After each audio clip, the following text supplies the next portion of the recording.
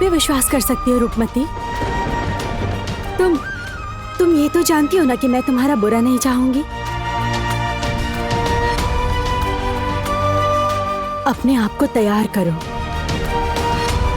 मैं महाराज को बता देती हूँ कि तुम्हें इस स्वयंवर से कोई आपत्ति नहीं है, समझी? सब ठीक होगा रूपमती, देखना तुम प्रसन्न रहोगी। छोटी माँ, अगर आप कह रही हैं तो क्या इसका मतलब मेरी शादी के बाद सब कुछ ठीक हो जाएगा? रूपनगर का भला होगा। मेरे भोले मन को तो यही लगता है रूपमती।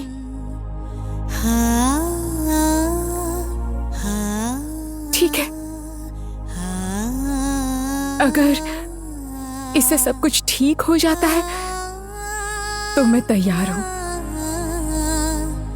मैं अभी पिताजी को अपना निर्णय बताती हूँ। जाओ, महाराज को सब बता दो। जाओ, उन्हें सुनकर खुशी होगी। जाओ।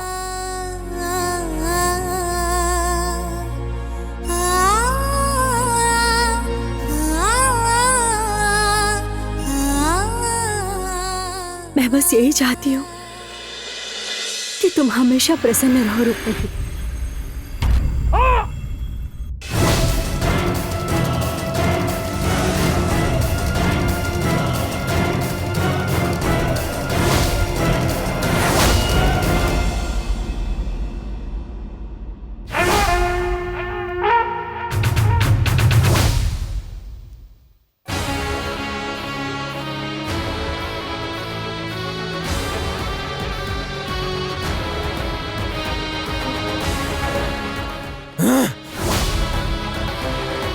ये क्या किया तुमने?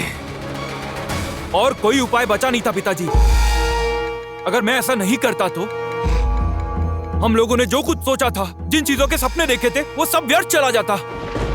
आपने देखा नहीं था क्या कि इन्होंने मेरे साथ कितना अन्याय किया? और अब क्या सब कुछ ठीक हो जाएगा? एक दिन तुम अपने इसी व्यवहार की वजह से संकट में पड़ जाओगे और फिर मेरे ऊपर भी मुसीबत आ जाएगी। मुझे अभी राज्य वैद्य तक सूचना पहुंचानी होगी। लेकिन फिर वो जानना चाहेंगे कि महाराज के सर पर चोट लगी कैसे। तो फिर पिताजी, राज वैद्य का काम प्रश्न करना नहीं है, चिकित्सा करना है। और मैं उनके किसी भी प्रश्न का उत्तर देने के लिए बाध्य नहीं हूं। पिताजी, पिताजी, पिताजी,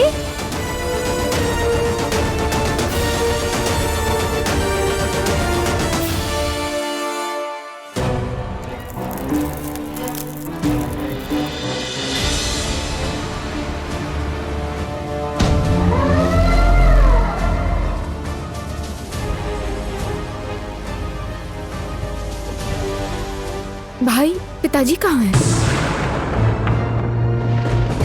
मुझे मिलना है उनसे अभी।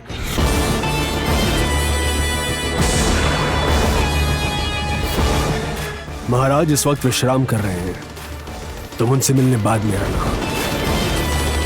किंतु मैं उन्हें बताना चाहती हूँ कि मैं स्वयंवर के लिए मान गई हूँ।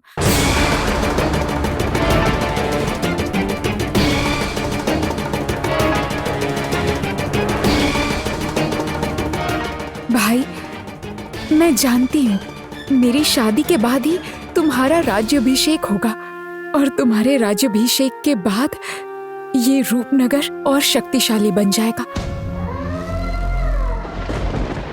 इसीलिए रूपनगर की भलाई के लिए मैं स्वयंवर के लिए तैयार हूँ। वाह, ये हुई ना बात।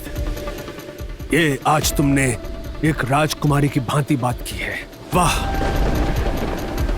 महाराज को लेकर चिंता करने की जरूरत नहीं है। महाराज ने खुद स्वयंवर का प्रस्ताव मान लिया है। हाँ ना दीदी, तुम अपने विवाह की तैयारियां शुरू करो। भाई रूपनगर की राजकुमारी के विवाह की बात है तो आप किसी और विषय पे ध्यान मत दो, आप केवल विवाह की चिंता करो, ठीक है ना दीदी? शादी? मेरी शादी? पर इसका मतलब है कि पिताजी, छोटी माँ और रूपनगर को मुझे छोड़कर जाना होगा। मैं इस रूपनगर में नहीं रहूंगी, किसी और राज्य में किसी अनजान इंसान के साथ मैं यहाँ से चली जाऊंगी।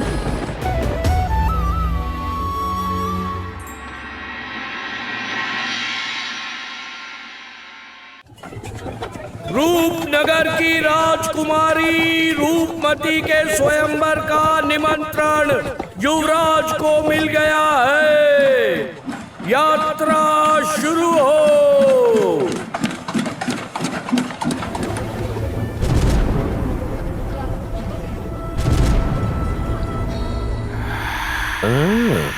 सारी रात सो नहीं पाया और सुबह सुबह ये रानी माँ बुला ली।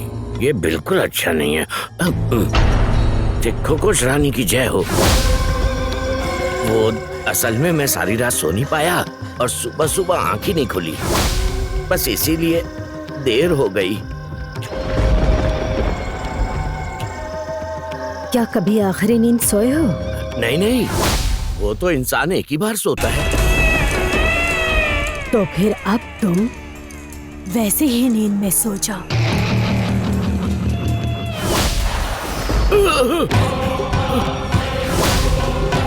क्षमा क्षमा क्षमा कर दो खोखोस रानी।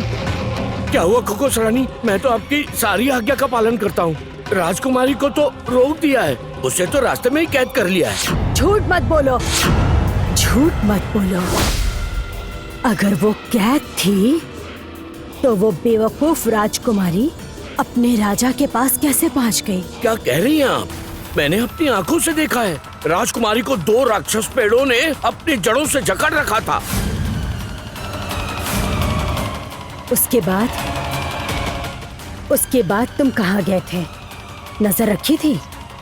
देखा था राजकुमारी कैद हुई या नहीं? जिस तरह पेड़ों ने जकड़ रखा था उसका बचना असंभव था खोखोस रानी। वो खोखोस रानी, उन पेड़ों के बीज में ही दोष था, नहीं तो वो राजकुमारी। चुप! एकदम चुप!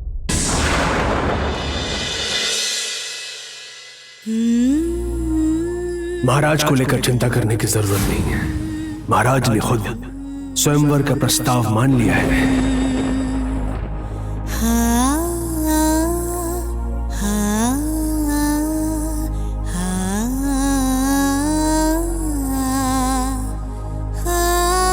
अब जाओ और गहने लेकर आओ।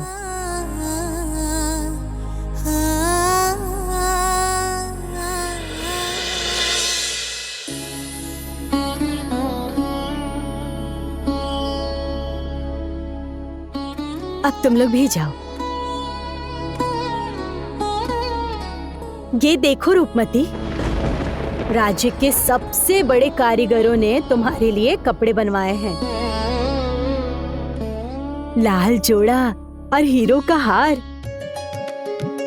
नहीं नहीं, हीरे नहीं, लाल सुर्ख मोती और पन्ने।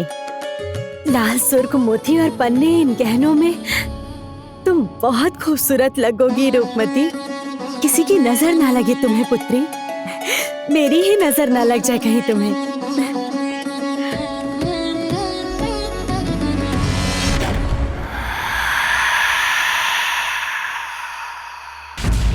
मुझसे चालाकी करने का दंड जानते हो ना? हाँ, मैं जानता हूँ। अच्छा नहीं होगा, अच्छा नहीं होगा। आप तनिक शांत हो जाइए। मैं आपको सब समझाता हूँ, सब समझाता हूँ। रहने दो, मुझे कुछ मत समझाओ।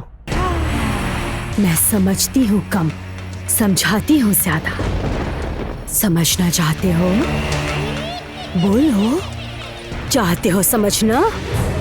क्षमा क्षमा खोखोस रानी, आखिरी बार क्षमा कर दीजिए।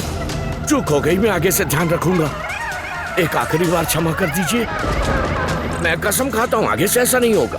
याद रहे, ये तुम्हारा आखिरी मौका है।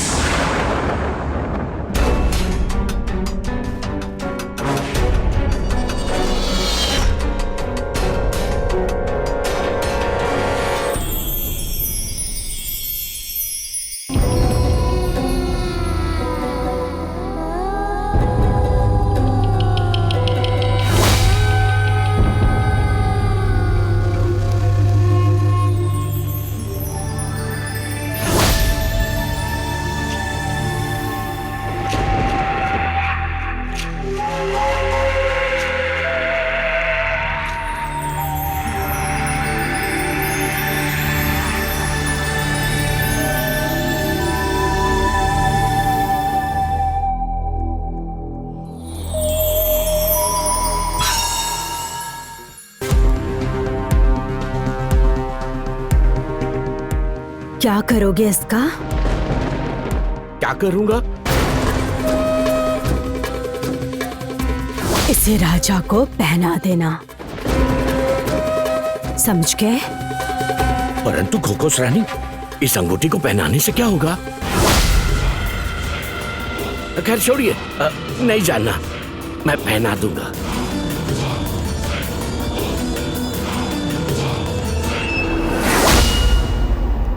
रूपमती, मेरी पुत्री, तुम कब इतनी बड़ी हो गई? मुझे तो अब भी वही छोटी बच्ची लगती हो जब तुम्हारी माँ ने मुझे सौंपा था। तब से मैं इसी दिन का इंतजार कर रही थी, कब मैं अपनी रूपमती को उसके स्वामी के घर भिजवाऊंगी। और देखो, मेरी प्रतीक्षा पूर्ण हुई। आखिरकार कल वो दिन आ ही गया। अच्छा देखो रूपमती, ये पोशाक कैसे लग रहे हैं? पसंद आए ना तुम्हें? वो देखो, वो पोशाक और ये गहने।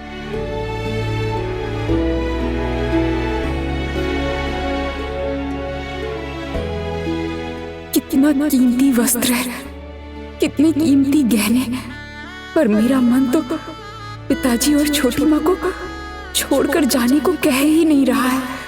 कैसे जाऊंगी मैं?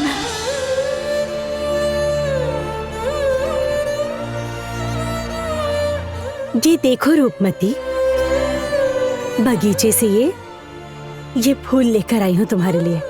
तुम अपने हाथों से माला बनाकर तुम अपनी माँ को पहनाना और उनसे आशीर्वाद लेना। ये लो, चलो चलो।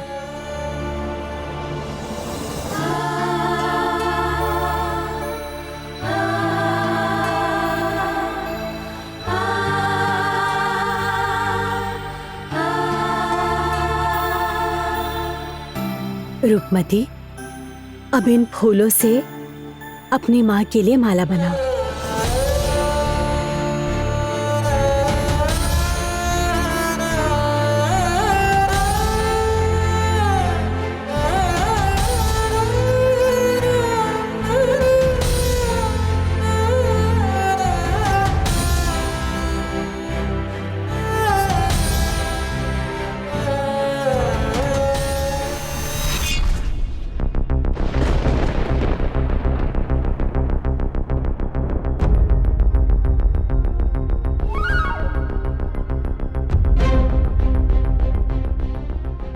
आइए, आ जाइए भैया। ये क्या? महाराज के कक्ष में ये क्या कर रहे हैं? क्या महाराज अस्वस्थ हैं? मुझे इनका यहाँ आना कुछ गड़बड़ लगता है।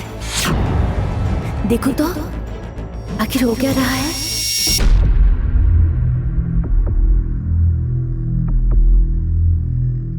राजवैद्य जी,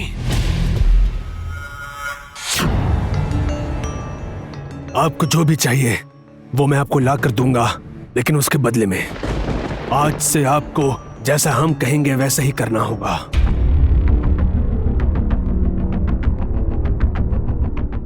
ये क्या? इनके बीच आखिर क्या बातें हो रही हैं? कुछ समझ ही नहीं आ रहा है। आपके कहने का क्या मतलब? क्या हुआ है? महाराज के सर पर चोट लग गई है। चोट लग गई? कैसे लग गई चोट? चोट कैसे लगती है? किसी भी कारण से लगी हो, आपसे क्या रुको कुमार, चोट कैसे लगी है ये जानने से पहले उनका इलाज शुरू कीजिए। लेकिन इलाज के साथ साथ एक और बात का ध्यान रखना होगा। कौन सी बात का?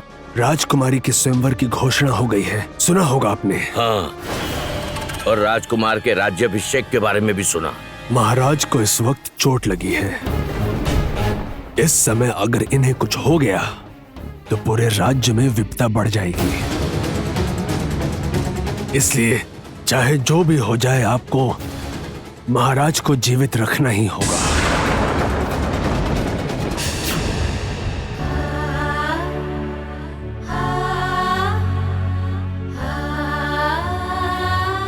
माँ, कल मेरा विवाह हो जाएगा और मुझे ये रूपनगर छोड़ के जाना होगा। ये घर, ये महल और ये सब लोग, सबको पीछे छोड़कर मुझे जाना होगा। पता नहीं कहाँ जाऊंगी, किसके साथ जाऊंगी, ये भी नहीं पता। मुझे ना बहुत डर लग रहा है माँ। मैं कैसे रहूंगी सबके बिना, बताइए मुझे।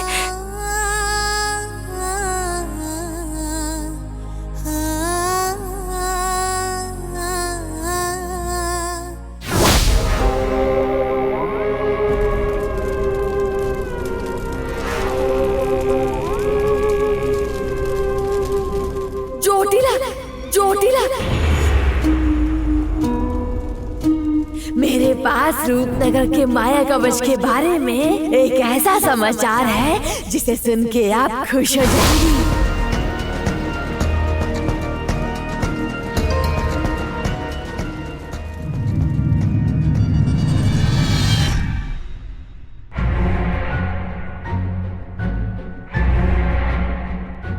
क्या हुआ? रुक क्यों गई? बताओ, बोलो क्या खबर है? रूपनगर के माया कवच में दरार आ गई है।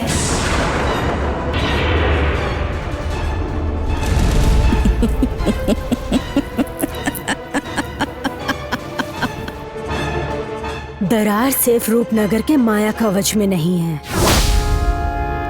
दरार उनके घमंड में भी आई है। रूपनगर का अंत अब शुरू हो गया है। बात तो बिल्कुल सही कही है जोटिला। याकूब, अब ये माया कवच कमजोर हो रहा है और फिर जब राज्यवैद राजा विक्रमदेव के हाथ में वो काले पत्थर वाली अंगूठी पहना दी,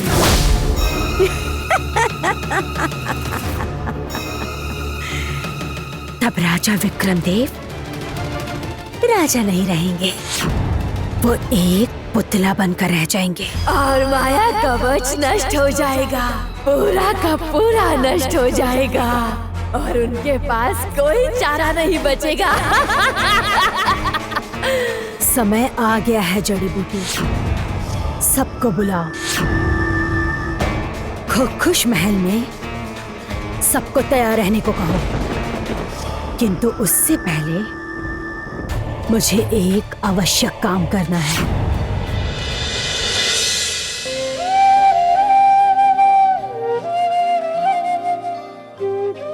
ये रूपनगर का रंगीन फूल, यहाँ की हरियाली, परिंदों का चहकना, यहाँ की खुशबू, प्रतिदिन यहाँ के बाग में मेरा वो घूमना,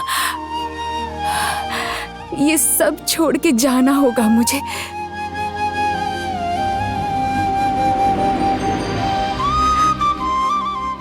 ये सब मेरा परिवार है माँ, और इनकी भलाई के लिए मुझे यहाँ से दूर जाना होगा माँ।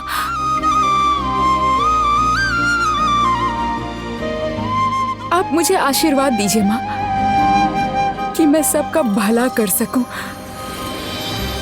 आशीर्वाद दीजिए माँ, आशीर्वाद दीजिए।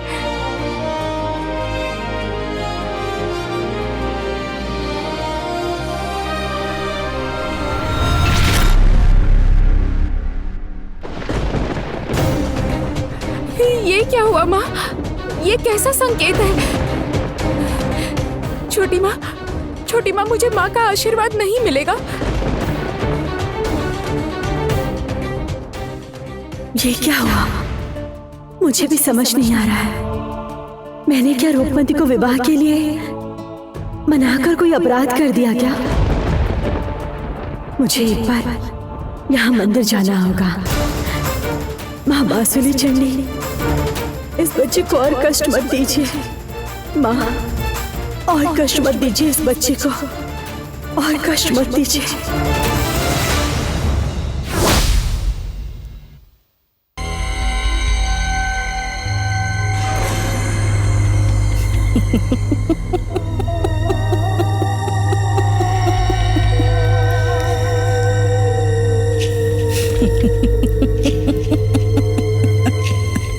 जोटिला, यहाँ खूब इसमें क्या है?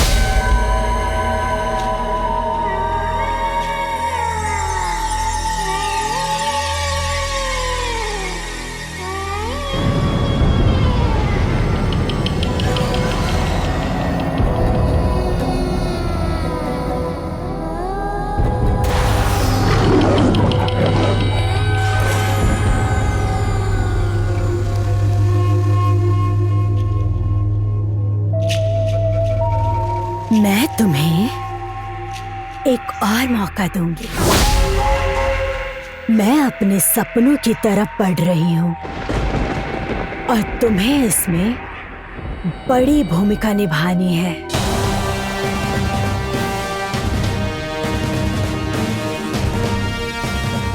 जय कुकुश रानी जोटिला की जय। जय कुकुश रानी जोटिला की जय। जय कुकुश रानी जोटिला की जय। जय कुकुश रानी जोटिला की जय।